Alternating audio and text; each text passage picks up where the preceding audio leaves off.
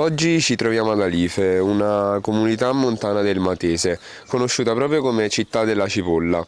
La coltivazione di questo ortaggio è qui storicamente attestata fin dai tempi della dominazione romana e la sua esportazione è stata per secoli la fonte principale di sostentamento dei suoi abitanti. Oggi abbiamo l'onore di intervistare una grande produttrice che con la sua attività sta riuscendo a rilanciare questo ortaggio, Antonietta Melillo. Come hai imparato a coltivare la cipolla d'Alife? Allora, ho iniziato da grande, questo è il lavoro che ho iniziato da grande. Prima facevo un altro lavoro, avevo un'attività qui nel paese, però poi con il cambio dell'economia che c'è stato ne ha risentito anche il nostro piccolo paese e ho pensato di reinventarmi e di riportare in auge la cipolla di Alife che stava venendo dimenticata praticamente. E nonostante lei abbia appunto detto che ha iniziato tardi a coltivare la cipolla d'Alife, Sì. all'età di 30 anni, nella sua famiglia quando era piccola, la tradizione della cipolla d'Alife era già diffusa? Era diffusa dal punto di vista come cibo, perché ne mangiavamo tanta, essendo una cultivar poi del paese, consumavamo questa. Ma io non vengo da famiglie di contadini, quindi l'agricoltura è passata da grande dopo. E quali sono le sue previsioni per il futuro su questo prodotto così importante? Io spero che la produzione di questa cipolla aumenti e non solo perché la mia azienda cresce, spero che sono altre persone a crederne per farne poi del lavoro della loro vita. Quanto è importante per lei e per i suoi concittadini dell'Alifano questo prodotto e quanto tempo, quanto ha dato e quanto sta dando a questo territorio? Quando ho iniziato non ci credeva nessuno, anzi mi deridevano, perché mi dicevano spesso quando mi trovavo a parlare che cosa pensavo di farci io con questa cipolla, dove arrivavo. E invece ha riscosso successo e fortunatamente Franco Pepe ci ha dato la possibilità di allargare l'economia, perché facendola conoscere a più pizzaioli è stato comunque un passaparola e una pubblicità per noi, e sarà importantissima se poi gli altri ci credono e continuano, perché ne potremmo fare un'economia di grossa scala. Quanto è importante per lei e per i suoi concittadini dell'Alifano questo prodotto? Questo prodotto in passato ha creato una grossa economia, ha dato la possibilità alla banca del paese di crescere. Poi alla fine degli anni '80 è andata a scemare la produzione non solo di cipolle, ma proprio dei prodotti agricoli del nostro paese. E quindi si stava perdendo. E il seme della cipolla era a rischio, perché praticamente li possedevano solo pochi anziani del paese che ne coltivavano una quantità che poteva soddisfare il fabbisogno familiare, ma non da poter garantire la continuità a una pizzeria, a un ristorante. Quindi questo la tagliava fuori dal mercato dei prodotti agricoli del territorio.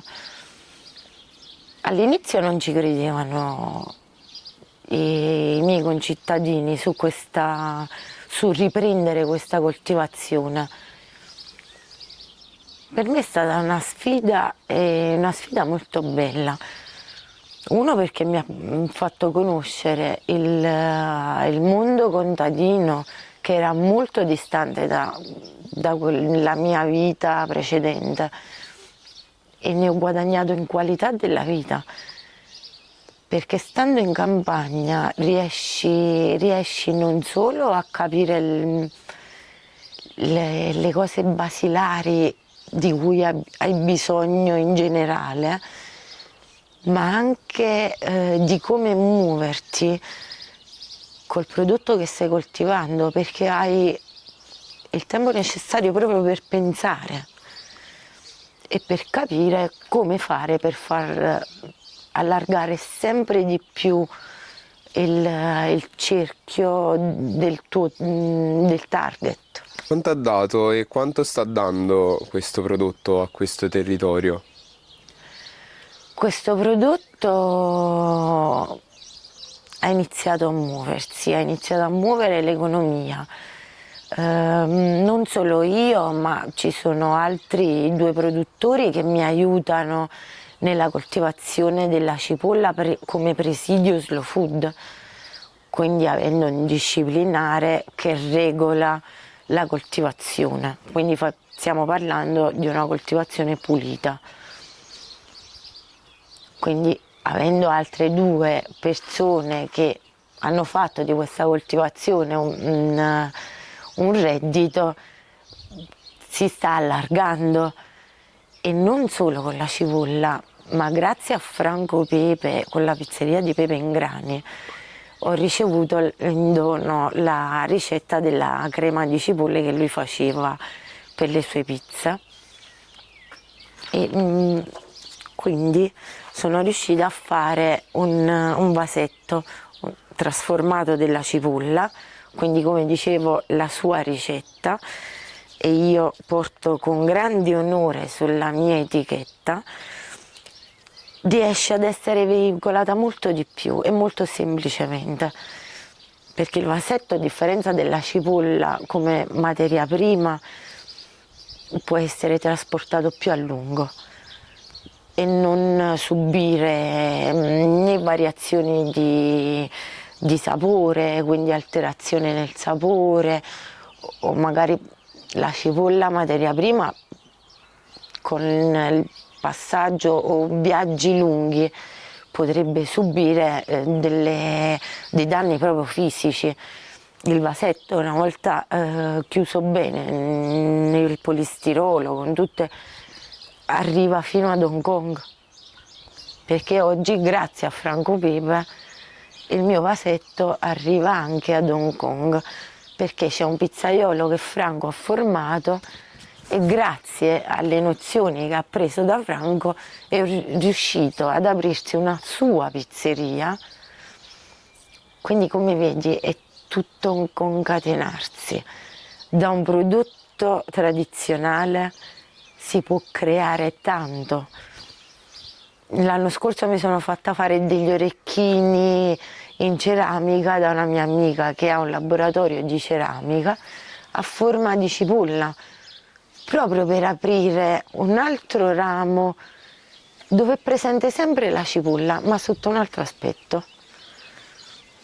Quindi spero che in futuro la cosa possa allargarsi sempre di più, che si possa usare il colore che ci dà lo scarto delle cipolle. Io spero, sono positiva nel futuro. Considerando i cambiamenti climatici, è cambiata la modalità di coltivazione della cipolla?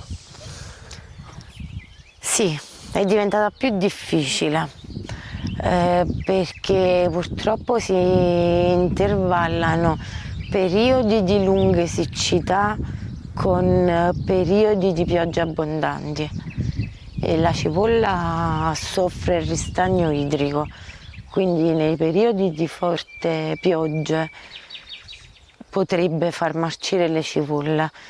Io in questo faccio rippare il terreno, in modo perché avendo un terreno argilloso tende a ristagnare l'acqua, quindi facendolo rippare rompo e drena di più l'acqua. Ha dei consigli da dare ai giovani d'oggi per mantenere in vigore la tradizione della cipolla lifana?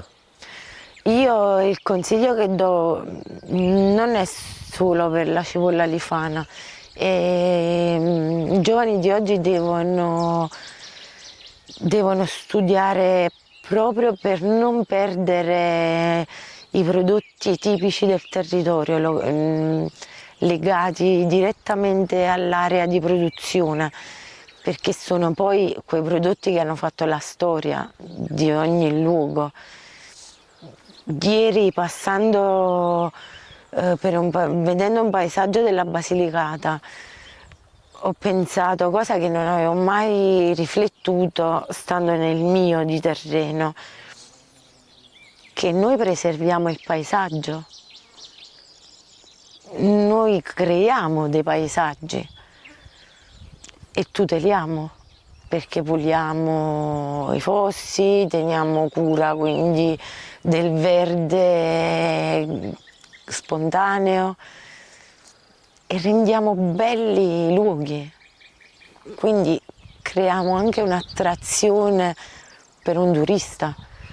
Adesso vanno tanto le esperienze turistiche, le esperienze enogastronomiche e tanti mi chiedono di venire a vedere la coltivazione per capire la storia di quel prodotto. Quindi io quello che mi auguro è che voi giovani studiate molto di più di quanto ci è stato possibile a noi e di articolare sempre di più questo settore e farlo crescere sempre di più. Ti può raccontare delle ricette tradizionali basate sulla cipolla d'Alife? Quella più veloce e quella che usiamo noi contadini è la frittata di cipolle, perché la frittata di cipolle già anticamente si metteva nel pane, te la portavi in campagna e quindi era quella poi la merenda, oggi lo chiamano il lunch, però era la merenda del contadino e tuttora si usa fare. Io mi preparo la mia frittata e me la porto e me la mangio in campo ed è squisita, perché la cipolla di Alife, non essendo molto pungente, la si può inserire nella ricetta anche senza far appassire da sola, ma cuocerla cruda nell'uovo e mantiene il suo sapore e anche le sostanze nutritive. Poi c'è la cipollata che è buonissima, che ve la cito.